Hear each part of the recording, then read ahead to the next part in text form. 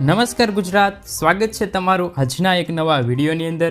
મિત્રો, અત્યારના એક તાજા સમાચાર સામે આવી રહ્યા છે કે 17મો હપ્તો કઈ તારીખે આવશે। પાછળના 16મો, 15મો અને 14મો હપ્તો બાકી રહી ગયા છે ખેડૂતોને, તે ક્યારે મળશે, કયા ખેડૂતોને હપ્તો નહીં મળે। આ વર્ષે 16મો હપ્તો અને 17મો હપ્તા સાથે 18મો હપ્તો ફરીથી મળવાપાત્ર રહેશે।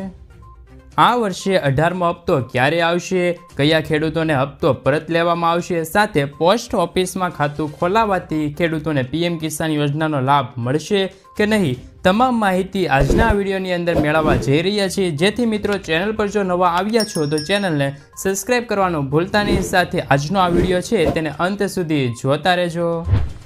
તો મિત્રો, સૌપ્રથમ વાત કરીએ તો 28 ફેબ્રુઆરી 2024ના રોજ મોદી સરકાર દ્વારા ખેડૂતોના ખાતામાં પીએમ કિસાન યોજનાનો 16મો હપ્તો ટ્રાન્સફર કરવામાં આવ્યો હતો। જોકે 4 મહિનાના ગાળામાં હપ્તો ટ્રાન્સફર કરવામાં આવતો હોય છે, એટલે કે હવે 17મો હપ્તો જૂન અથવા તો જુલાઈ મહિનામાં છે તે ખેડૂતોના ખાતામાં ટ્રાન્સફર કરી દેવામાં આવશે। જોકે 17મો હપ્તો કઈ તારીખે ટ્રાન્સફર કરવામાં આવશે એ બાબતે હજી કોઈ સત્તાવાર રજૂઆત કરવામાં નથી આવી મિત્રો।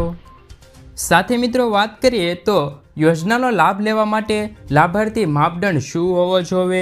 પીએમ કિસાન સન્માન નિધિ યોજના હેઠળ આવરી લેવામાં આવેલા ખેડૂતો નાના અને શ્રીમંત ખેડૂતોનો સમાવેશ કરવામાં આવે છે, જેમની જમીન 2 હેક્ટર સુધીની હોવી જોઈએ। આ માપદંડો અનેક રાજ્યોમાં અલગ અલગ હોઈ શકે છે મિત્રો।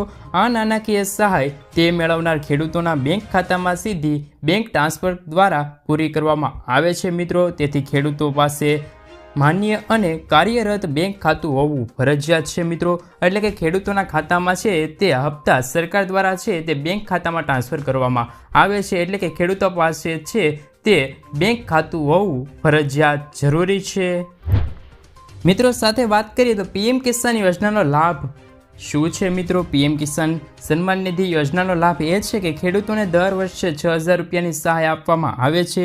આ રકમ ખેડૂતોને 2,000 રૂપિયાના 3 સરળ હપ્તામાં આપવામાં આવે છે। જો કે આ યોજના હેઠળ માત્ર રૂપિયા કેન્દ્ર સરકાર દ્વારા વાર્ષિક 6,000 રૂપિયા ખેડૂતોને આપવામાં આવે છે, પરંતુ આ યોજના હેઠળ વિવિધ રાજ્યોની સરકાર ખેડૂતોને વાર્ષિક 6,000 રૂપિયા આપે છે, 10,000 રૂપિયા અને ક્યારેક રૂપિયા 12,000 વાર્ષિક પગાર ચૂકવણી સુવિધા પણ ખેડૂતોને મળવાપાત્ર રહેશે। એટલે કે અમુક રાજ્યમાં છે તે ખેડૂતોને છે તે સરકાર દ્વારા 10,000 રૂપિયા અથવા તો 12,000 રૂપિયા છે તે આપવામાં આવે છે, પરંતુ ગુજરાત સરકાર દ્વારા ખેડૂતોના ખાતામાં વર્ષે 6,000 રૂપિયા ટ્રાન્સફર કરવામાં આવે છે। એટલે કે ગુજરાતના ખેડૂતોને છે તે દર 4 મહિનાના અંતરાલે રૂપિયા 2,000 ટ્રાન્સફર કરવામાં આવે છે મિત્રો। એટલે કે એમ મળીને કુલ ખેડૂતોને છે તે વર્ષે 6,000 રૂપિયા ટ્રાન્સફર કરવામાં આવે છે। સાથે મિત્રો, યોજનામાં પાત્રતા શું હોવી જોઈએ। પીએમ કિસાન ઓનલાઈન નોંધણી 2024 પીએમ કિસાન યોજના હેઠળ લાભ લેવા માટે અરજદાર ભારતનો રહેવાસી હોવો આવશ્યક છે। આ અંતર્ગત લાભ મેળવવા માટે અરજદાર ખેડૂત હોવો આવશ્યક છે મિત્રો। આ હેઠળ લાભ લેવા માટે અરજદારની ઉંમર છે તે ઓછામાં ઓછી 21 વર્ષ હોવી ફરજિયાત છે મિત્રો। સાથે મિત્રો, વાત કરીએ તો અંતર્ગત આ યોજનાનો લાભ લેવા માટે ખેડૂતો પાસે ઓછામાં ઓછી 10 ડેમિસલ ખેતીલાયક જમીન હોવી જોઈએ। આ અંતર્ગત લાભ લેવા માટે અરજદારની માસિક આવક છે તે 15,000 રૂપિયા કરતાં ઓછી હોવી જોઈએ। સાથે આવકવેરો ભરવાને લઈને કોઈ લાભ આપવામાં આવશે નહીં। જો પરિવારનો કોઈ વ્યક્તિ સરકારી નોકરી કરતો હોય તો તેમને પણ આ યોજનાનો લાભ નહીં મળે। આ યોજના હેઠળ પરિવારોને એક સભ્યને જ લાભ આપવામાં આવશે મિત્રો। એટલે કે જો ખેતીલાયક જમીન હોય અને ખેડૂતમાં 3 નામ હોય તો 3 નામને છે તે એક નામ દીઠ પૈસા ટ્રાન્સફર કરવામાં આવી જશે મિત્રો। ગુજરાતના ઘણા ખેડૂતોને કેવાયસી ન હોવાના કારણે છેલ્લો હપ્તો નથી મળ્યો। જો કે બેંક ખાતા સાથે આધાર કાર્ડ લિંક હોવું ફરજિયાત છે।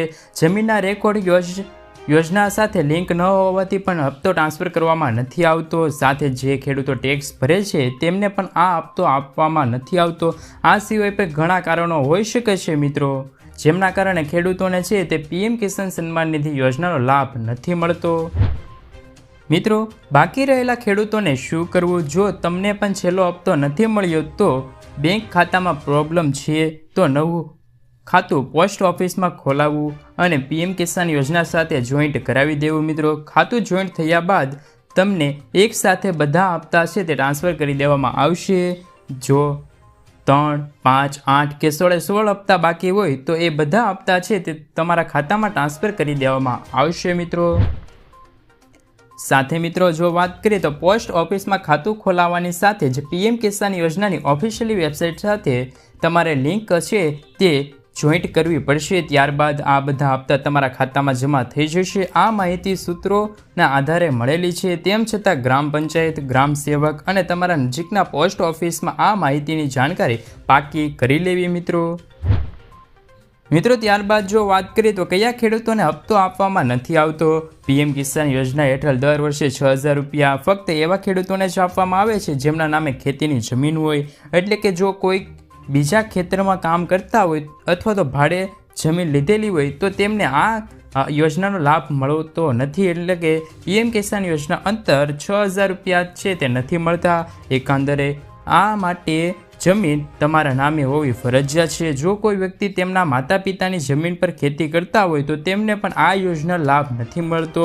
પરંતુ જો તેમના માતા પિતા સાથે તે ખેડૂતોનું જો નામ હોય આ યોજના માટે તો એવા જ ખેડૂતોને છે તે આ યોજનાનો લાભ મળવાપાત્ર રહેશે. સાથે મિત્રો જો વાત કરીએ તો નકલી ખેડૂતો સામે કાર્યવાહી કરવામાં આવશે. પીએમ કિસાન યોજનાના પૈસા એવા લોકો માટે ઉપલબ્ધ છે કે જે સરકારી નોકરી નથી કરતો અને જો સરકારી નોકરી કરતો હોય તો તેમને આ યોજના લાભ નથી મળતો. અથવા જે કોઈ લોકો ઇન્કમ ટેક્સ રિટર્ન ફાઇલ કરે છે, જો કોઈ રીતે આવા ખેડૂતો યોજના લાભ લેતા હોય તો તેમની સામે કાર્યવાહી થઈ શકે છે. સરકાર વચ્ચે વસૂલાત માટે નોટિસ પણ મોકલી હતી અને હપ્તા રિટર્ન પર કરવામાં આવી શકે છે મિત્રો. 18મો હપ્તો ક્યારે આવશે? આ યોજના હેઠળ નાના અને શ્રીમંત ખેડૂતોને વર્ષમાં 2,000 રૂપિયાના 3 હપ્તા ટ્રાન્સફર કરવામાં આવે છે. યોજના હેઠળ પહેલો હપ્તો એપ્રિલ મહિનાથી જુલાઈ મહિનાની વચ્ચે, બીજો હપ્તો ઓગસ્ટ મહિનાથી નવેમ્બર મહિનાની વચ્ચે અને ત્રીજો હપ્તો છે તે ડિસેમ્બરથી માર્ચ મહિનાની અંતર્ગત ખેડૂતોના ખાતામાં ટ્રાન્સફર કરવામાં આવતો હોય છે. જો બીજા હપ્તામાં એટલે કે ઓગસ્ટથી નવેમ્બર એટલે છેલ્લો મહિનો છે અને નવેમ્બર મહિનામાં આ યોજનાનો લાભ મળશે. એટલે કે 18મો હપ્તો છે તે લગભગ નવેમ્બર મહિનામાં ખેડૂતોને મળી જશે મિત્રો. સાથે મિત્રો ચૂંટણી હતી અને ખેડૂતોના વોટ માટે સરકારે આ બધી જાહેરાત કરવામાં આવી હતી સરકાર દ્વારા. સાથે મિત્રો જો દર મહિને છે તે 6,000 રૂપિયા ખેડૂતોના ખાતામાં ટ્રાન્સફર કરવામાં આવે તો પ્રથમ વાત કરીએ તો તેવા 4 હપ્તા બની શકે છે, જેમાં દર 4 મહિને 2,000 રૂપિયા એટલે કે એમ મળીને ટોટલ 6,000 રૂપિયા. જો ખેડૂતોને 4 હપ્તા મોકલવામાં આવે તો એમ 8,000 રૂપિયા ખેડૂતોના વર્ષે છે તે મળવાપાત્ર રહેશે. અને જો સરકાર જો જાહેરાત કરે કે ખેડૂતોને 9,000 રૂપિયા દેવા છે તો દર 3 મહિને છે તે 3,000 રૂપિયાના હપ્તા ખેડૂતોને ટ્રાન્સફર કરે તો ટોટલ 9,000 રૂપિયા ખેડૂતોને મળવાપાત્ર રહેશે. જોકે દર એક ચૂંટણી ટાણે અને બજેટ ટાણે આ મુદ્દા ચર્ચામાં આવે છે, પરંતુ આ વખતે મોંઘવારીનો વધારાના કારણે ખેડૂતોને માંગમાં પણ વધારો કરવા માટે સરકાર આ નિર્ણય લઈ શકે છે મિત્રો.